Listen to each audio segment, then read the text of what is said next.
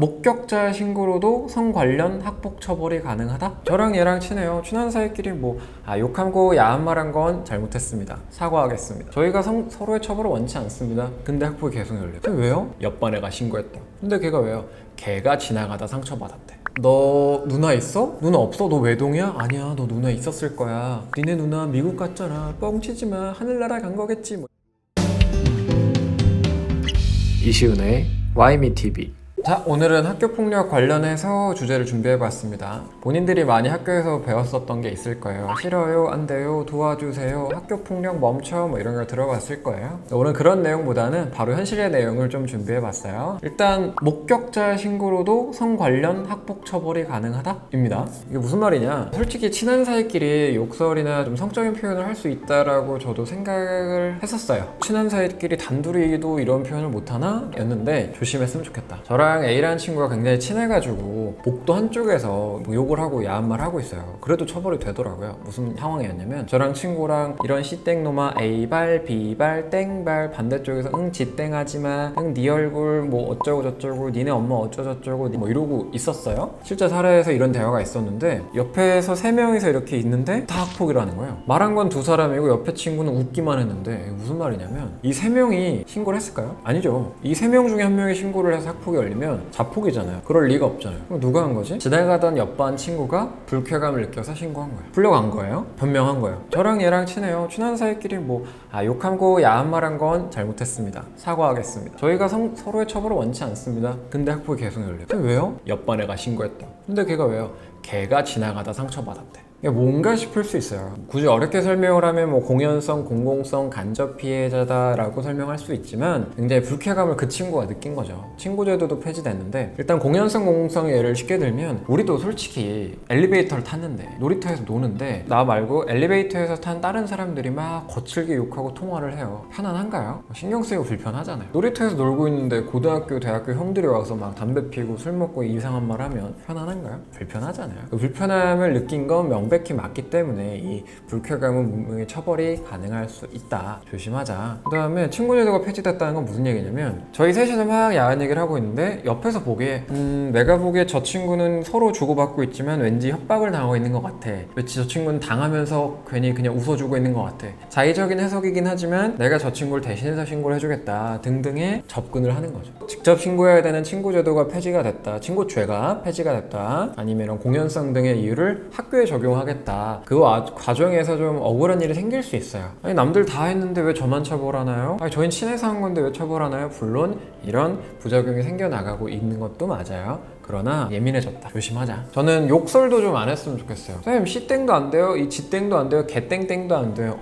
안 돼요. 혼잣말하는 거 뭐라 안 해요. 혼잣말 누가 뭐라 해죠? 산에 가서 혼자 산에서 새벽에 얘라 씨땡놈아 괜찮아요. 산에서 혼자 똥 싸도 돼요. 그거 묻어놓으면 아무도 피해 안 갔으니까 괜찮아요.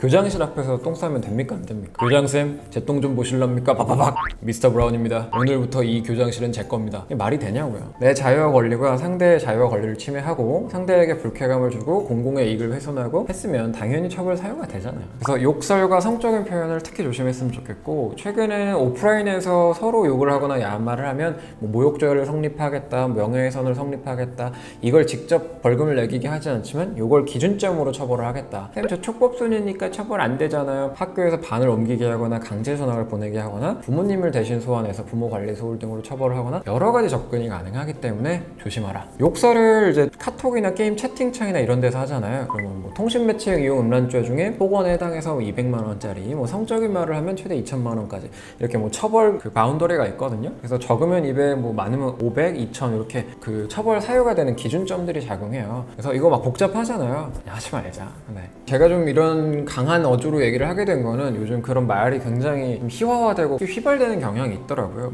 응 아니야, 참교육, 뚝배기, 극혐, 어쩔 TV 저쩔 TV, 꾸꾸루 삥뽕 이런 말들 이제 이해해요. 안 쓸 수 없지. 저도 친구들 사이에서 너 대박이다 이러지, 어머 캡숑 줄게, 쌍따봉이다 이런 말 안 하거든요. 이거 되게 옛날 말이에요. 대박이다 해야지. 근데 야 너 몸매가 대박이다 라고 하면 저희 그때부터 성적인 희롱이 되는 거라서 자제하거나 아예 안 쓰거든요, 이런 말은 저의 경우에는. 그래서 여러분들도 신체에 대한 평가, 이성이면 더 그렇고 동성 간에도 신체 특정 부위에 대한 언급 등은 조심했으면 좋겠다.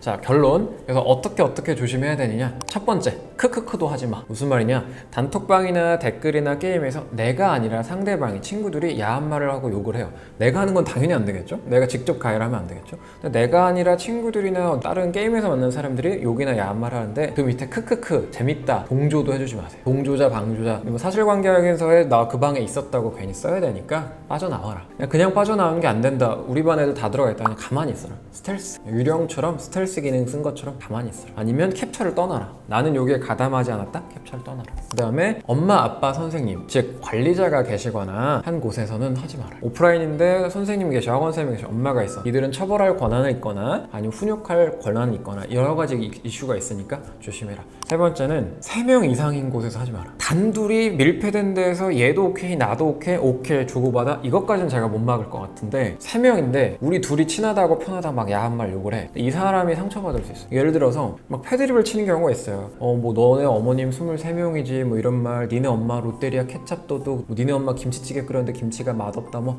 별의별 얘기들만 이렇게 안 좋게 막 해요. 근데 이걸 문제 제기한 경우도 있었고, 너 누나 있어? 누나 없어? 너 외동이야? 아니야, 너 누나 있었을 거야. 니네 누나 미국 갔잖아. 뻥치지 마. 하늘나라 간 거겠지. 뭐 이런 농담을 했는데 실제로 우리 둘 사이에는 서로 둘 다 불쾌감이 없었는데 요 세 번째 친구가 실제로 본인 출생하기 전에, 태어나기 전에 엄마 배에서 쌍둥이가 있었던 거예요. 근데 사산한 거예요. 세상을 만나지 못하고 배 안에서 사망하게 된 거죠. 이런 경우에 이 친구가 굉장히 말도 못하고 끙끙 앓고 있다가 부모님한테 가서 나 친구들이랑 놀다가 이런 상처 받았어, 나 쟤네한테 불쾌감 느껴서 쟤네 못 볼 것 같아, 이런 처벌 사례가 있었어요. 이 사람의 표현 안 하는 침묵 속에 있는 그 스토리는 모르는 거니까 3명 이상일 때는 무조건 말조심. 네 번째는 캡처당하거나 녹음당할 곳, 디스코드, 카톡, 단톡방, 페이스북, 게임 채팅창 등 누군가 캡처하거나 녹음해서 물적 증거를 제시할 수 있는 공간에서 하지 마라. 이쯤 들었으면 제 의도를 알겠죠?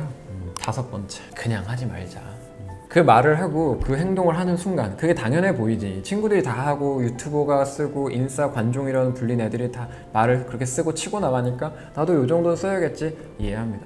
근데 욕설, 비속어, 상대방 불쾌할 말은 안 했으면 좋겠다. 적어도 그 말을 하는 순간 그건 내 선택이요. 난 이 말을 하기로 결정했잖아요. 그게 내 인격이 돼요. 부정하지 마세요. 나는 그런 사람이고 그게 반복되면 그게 내 태도가 되니까 나의 인격을, 나의 수준을 그 정도 수위로 결정을 하지 않길 바랍니다. 그런데 이제 이러다가 나중에 정말 마지막까지 가면 익명 질문으로 혹은 부계정 파가지고 성적인 농담이나 표현이나 짓궂은 말을 하게 돼서 문제가 돼요. 애스크드라고 페이스북, 인스타에서 익명으로 질문하는 앱이 문제가 많이 됐었거든요. 그거 법제처에 사법기관에서 의뢰하면 그 기록들 다 나옵니다. 처벌 가능합니다. 익명인데 처벌하려면 처벌이 됩니다. 그래서 그게 완전한 익명으로 믿지 않으셨으면. 단톡방에서 요 방에선 야한 말 하자고 우리 다 괜찮다고 친하니까 그래요. 야한 말하고 성적인 거 하고 야한 사진 짤 막 돌렸어요.